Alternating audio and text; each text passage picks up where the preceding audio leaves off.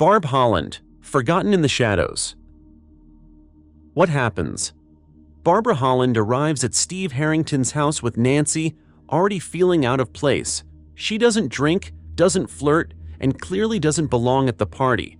After cutting her hand on broken glass near the pool, Barb goes outside to clean the wound.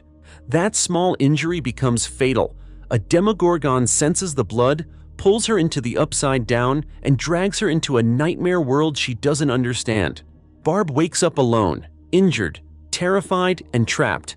She tries to survive, hiding in the empty pool, calling for help that never comes. Eventually, she's killed off-screen, silently, without anyone realizing what's happened. Why it's painful. Barb's death hurts because of how invisible it is. No heroic music, no final words. No one is there to save her. While Nancy moves on, Barb is abandoned in both worlds. Even worse, her disappearance is brushed aside by the town, treated as just another missing teenager. Barb represents the quiet ones, the loyal friends who stand in the background and pay the price. Her death isn't just physical, it's emotional neglect. She dies scared, alone, and forgotten, which makes her one of the most tragic losses in Stranger Things.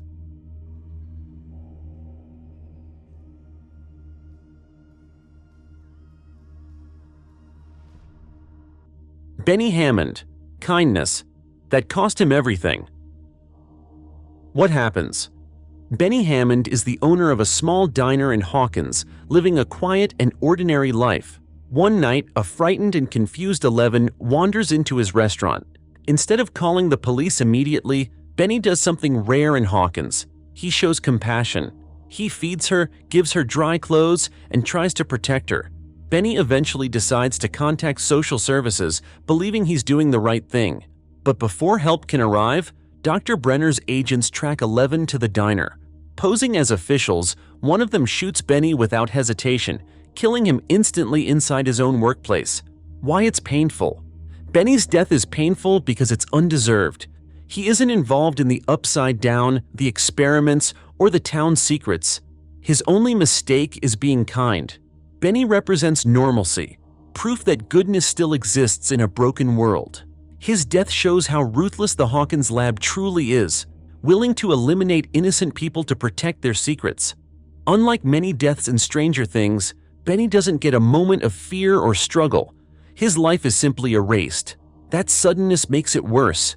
He dies for doing the right thing, reminding us that in Hawkins, even kindness can be deadly.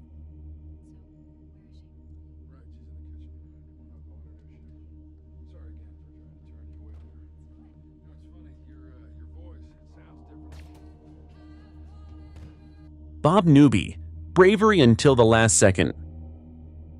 What happens?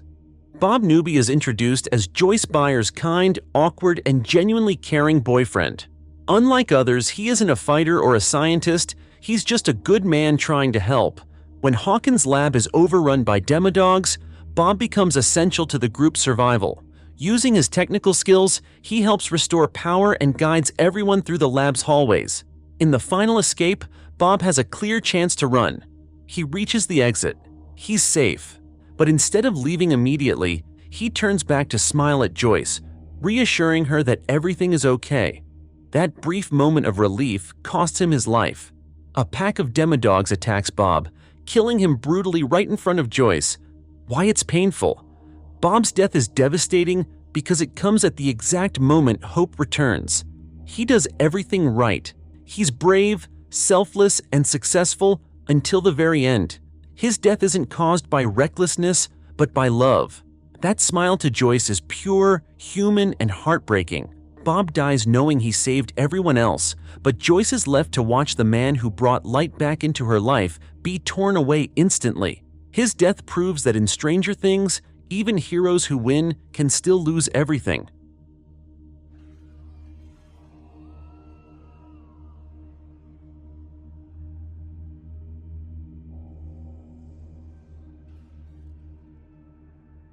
Fred Benson, guilt turned deadly. What happens? Fred Benson is a member of the Hawkins High newspaper club, working alongside Nancy Wheeler. On the surface, Fred seems normal. Quiet, sarcastic, and eager to prove himself. But inside, he's carrying a heavy burden. Fred was involved in a fatal car accident that killed someone, and that guilt never leaves him. When Vecna begins targeting Hawkins' teenagers, Fred becomes one of his victims.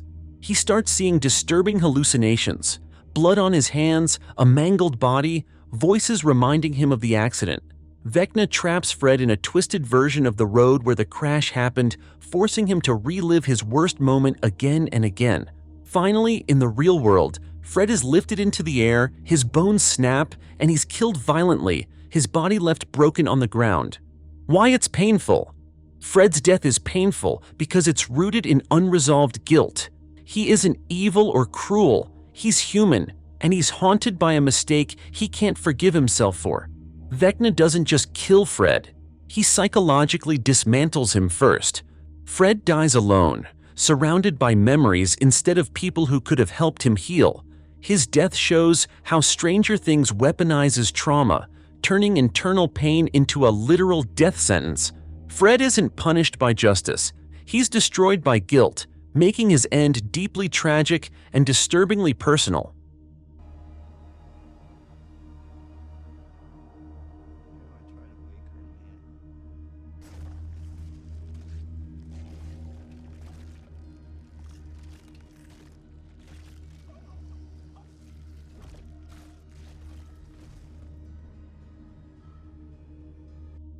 Billy Hargrove, Redemption Through Sacrifice.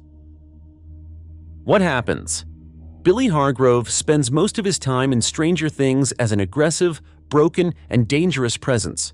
In Season 3, he becomes the primary host of the Mind Flayer, losing control over his body while remaining trapped inside his own mind.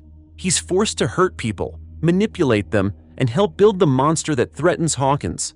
In the Starcourt Mall battle, 11 confronts Billy and reminds him of who he once was, a scared kid who loved his mother and wanted to be free. That memory breaks the Mind Flayer's control. For the first time, Billy makes a choice of his own. He steps between 11 and the monster, refusing to move. The Mind Flayer impales Billy, killing him as he protects her. Why it's painful? Billy's death hurts because it's redemption that comes too late. He finally understands himself at the moment he loses everything. His entire life is defined by abuse, anger, and loss, and he never gets the chance to heal from it. Billy doesn't die as a villain. He dies as a shield. Max loses her brother just as he becomes someone worth saving. His sacrifice isn't heroic in a triumphant way. It's tragic, quiet, and irreversible, making it one of the most emotionally complex deaths in the series.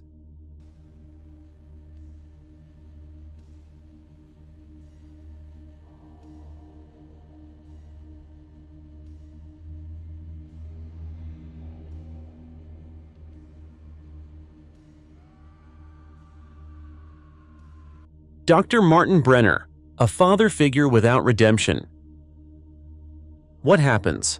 Dr. Martin Brenner is the man behind the Hawkins lab experiments, the architect of Eleven's childhood trauma. For years, he raises her in captivity, calling himself her papa, while subjecting her to isolation, pain, and constant testing. Though presumed dead after the Demogorgon attack, Brenner resurfaces in Season 4, still obsessed with controlling Eleven's powers. He helps guide her through the Nina Project, claiming it's the only way to save the world. When the military storms the desert facility, Brenner is shot while trying to escape with 11. As he lies dying, he asks her to stay with him, seeking comfort and forgiveness in his final moments. 11 refuses. She walks away, leaving Brenner alone as he dies from his wounds. Why it's painful? Brenner's death is painful not because he deserves sympathy, but because of what it represents. He never truly apologizes. He never accepts responsibility. Even at the end, his love is possessive, not selfless. For 11, walking away is an act of survival. Brenner dies without redemption, without absolution, and without the daughter figure he believed belonged to him. His death closes a long chapter of abuse, showing that some wounds don't heal with forgiveness, they heal with distance.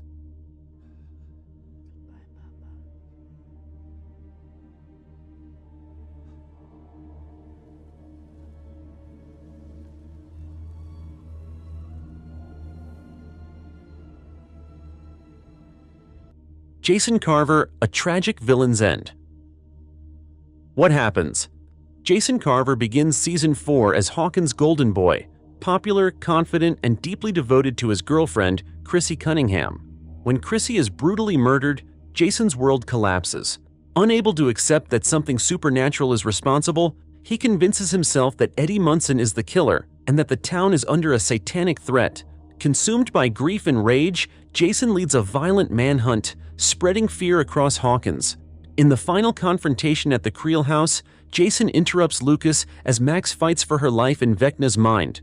Refusing to listen, Jason attacks Lucas, unknowingly giving Vecna the opening he needs. As the Upside Down begins tearing Hawkins apart, the ground splits beneath Jason. He is caught directly in the crack, and his body is torn apart instantly, killing him without warning. Why it's painful? Jason's death is painful because it's fueled by misunderstanding, not evil. He truly believes he's doing the right thing. His grief blinds him, turning love into violence and fear into certainty. Jason never learns the truth, never realizes how wrong he was, and never gets a chance to stop. He dies convinced he was a hero. That irony makes his end tragic. Jason isn't a monster. He's a broken teenager, destroyed by fear, loss, and a world he couldn't comprehend.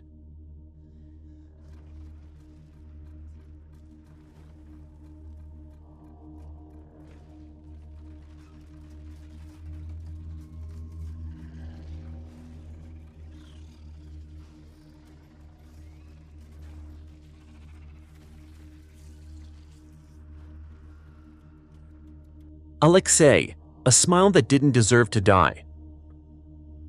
What happens? Alexei is introduced as a Russian scientist forced to work on the Hawkins Gate project. At first, he appears nervous, quiet, and guarded, speaking only when necessary. After being captured by Hopper and Joyce, Alexei slowly begins to open up. Away from the threats of his superiors, he shows a childlike curiosity about American life, especially his love for cherry Slurpees. At the 4th of July fair, Alexei experiences genuine happiness for the first time. He laughs, plays games, and even wins a stuffed toy, blending into the crowd like a normal person. That brief moment of freedom ends when a Russian assassin tracks him down. While celebrating his victory, Alexei is shot and killed without warning, collapsing on the ground as the noise of the fair continues around him. Why it's painful? Alexei's death is painful because it happens at his happiest moment. He isn't plotting or running, he's smiling. After a life of fear and obedience, Alexei finally tastes freedom, friendship, and joy, only to have it ripped away instantly. He dies far from home, unable to understand the words spoken to him as he fades. His death reminds us how cruel the world of Stranger Things can be. Even innocence found late isn't protected.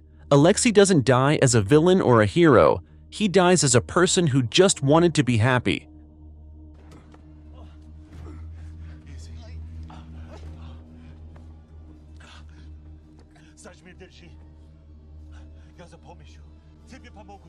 Chrissy Cunningham, a life cut too soon. What happens? Chrissy Cunningham is introduced in Season 4 as the cheerful, kind-hearted head cheerleader of Hawkins High. On the surface, she seems to have everything: popularity, beauty, and a seemingly perfect life. But beneath that image, Chrissy is deeply struggling. She suffers from an eating disorder, crushing self-doubt, and terrifying hallucinations tied to Vecna's curse. Seeking relief, she secretly goes to Eddie Munson, hoping drugs might quiet the voices in her head. Instead of judgment, Eddie treats her with kindness, making her laugh and feel safe for the first time in a long while. Inside Eddie's trailer, Chrissy's visions worsen. Vecna traps her in a nightmarish hallucination of her childhood home where her deepest insecurities and trauma are thrown back at her. In the real world, Eddie can only watch helplessly as Chrissy levitates into the air. Her bones snap violently, her jaw shatters, and her body collapses lifelessly onto the floor. Eddie is left screaming, traumatized, and accused of a murder he could never have stopped. Why it's painful? Chrissy's death is painful because of how sudden and unfair it is. She isn't reckless, cruel, or dangerous. She's vulnerable. Her final moments are filled with fear, confusion, and self-blame, Not understanding what's happening to her, she reaches out for help, and instead of being saved, she becomes Vecna's first public victim. What makes her death even more tragic is the contrast between who Chrissy is and how she dies. She's gentle, soft-spoken, and kind, yet her end is brutally violent. Chrissy never gets a chance to heal, to confront her trauma, or to grow beyond the expectations placed on her. Her death sets off a chain reaction, destroying Eddie's life, terrifying Hawkins, and proving that Vecna's power is different from anything seen before. Chrissy Cunningham doesn't just die. She becomes a symbol of how hidden pain can make someone an easy target, making her loss one of the most heartbreaking moments in Stranger Things.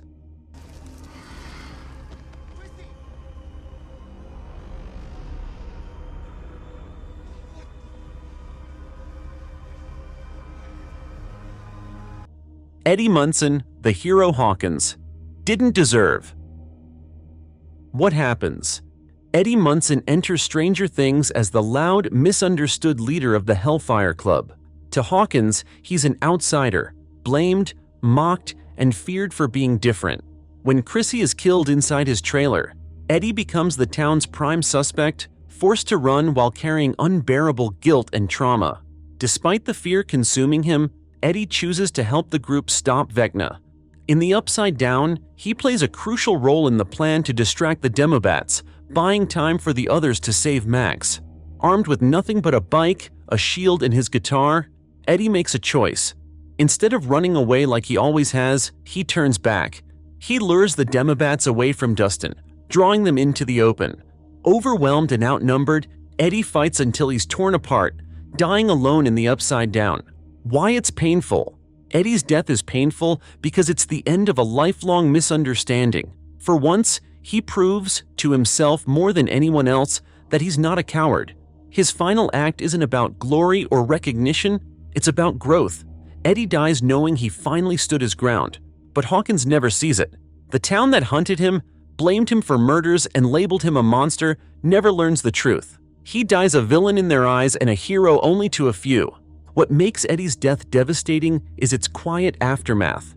There's no public redemption, no cleared name. Dustin has to explain Eddie's sacrifice to Eddie's uncle, breaking down as he describes a hero who will never be honored. Eddie represents every outcast who tried to do the right thing and paid the ultimate price anyway.